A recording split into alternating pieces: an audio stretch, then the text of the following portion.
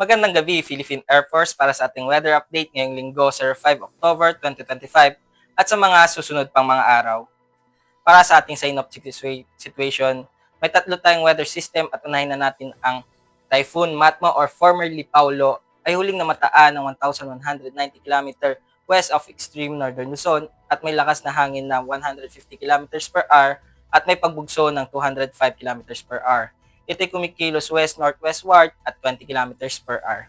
At pangalawa naman ay tropical storm Halong ay huling namataan ng 2,150 km east-northeast of extreme northern Luzon at may lakas na hangin na 75 km per hour at may pagbugso ng 90 km per hour. Ito'y kumikilos northwestward slowly. At southwest monsoon naman ang siyang nakakaapekto dito sa southern part of Luzon.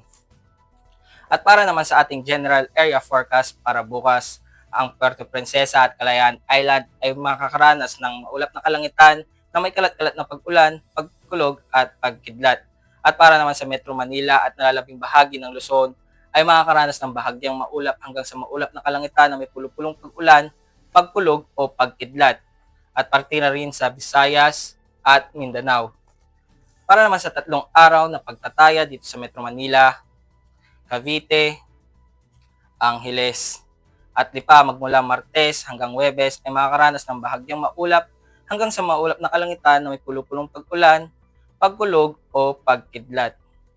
At para naman sa Puerto Princesa at Calayan Island magmula Martes hanggang Miyerkules ay makakaranas ng maulap na kalangitan na may kalat-kalat na pag-ulan, pagkulog at pagkidlat.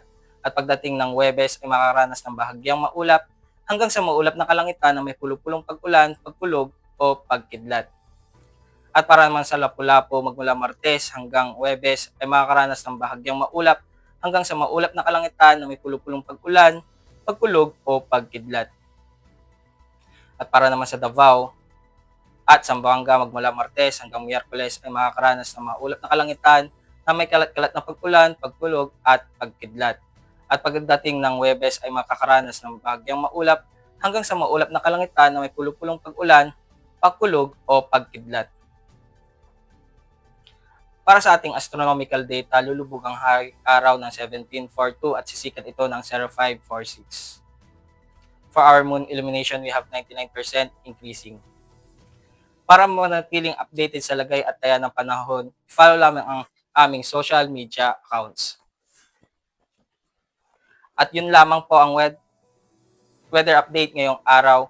Sa ngalan ng aming commanding officer na si Colonel Alvin John Pugador, PAF GSC, ako po si Airman James Patrick Sicases, ang weather forecaster ng Air Force Weather Center. Muli, magandang gabi, Philippine Air Force.